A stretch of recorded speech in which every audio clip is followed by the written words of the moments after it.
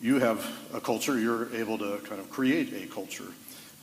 From the standpoint of what you believe really makes a successful company, how much time do you spend on this thing, this culture thing? How would you describe the culture that you have in the companies at SpaceX and Tesla and so on? Well, I don't think we spend a lot of time sort of consciously on creating a particular culture, but I think the culture comes from the actions and the way that I guess you interact with people and conduct meetings. I think now that the companies are fairly big, Tesla's about 12,000 people, SpaceX is about just over 4,000 people. I've given some thought that to actually writing something up, because the amount of direct interaction I have with people is a lot more limited. I do skip-level meetings, so it's like I meet with my report and their direct reports. It's good to hear some of these familiar words. Okay. Skip-level meetings. I think that's a good we do idea. those too. Yeah, I think it's a good idea. I mean, generally, for a company, when it's very small, productivity grows quickly because of specialization of labor. And then productivity per person declines due to communication issues as the company gets bigger. And as you have more and more layers through which communication has to flow, that necessarily imparts errors. Like every time information flows from one person to another, even with the best of intentions, you have information loss. So it's just broken telephone, basically. Yeah. So to the degree that you can alleviate that by doing things like skip-level meetings, I think it's a good idea. But I think now the companies are getting bigger, and even with skip-level meetings, there's just a huge number of people I don't see at all. I think some kind of written document that people can refer to, sort of like the rules of the company and how things should work, I think. Would that be a values statement? Here's the values of the company? The problem with certainly values, but I mean, if the value statements are just sort of fairly obvious mom and apple pie stuff, then it's difficult to say, well, how should this be a set of operating instructions for the company? So it's got to be something that that's quite actionable.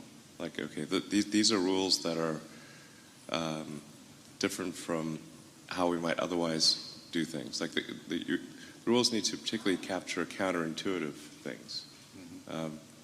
If something's like fairly obvious, or then I guess people will probably do that. But the counterintuitive stuff is less obvious. And one thing we have at the companies is we try to minimize the size of meetings. I think it's actually important to minimize the size of meetings. So what would be a normal size? How many people would you typically have in one of your meetings? Normal meeting would be 4 to 6. I need some of my people to take note. That's why I was asking that. I mean,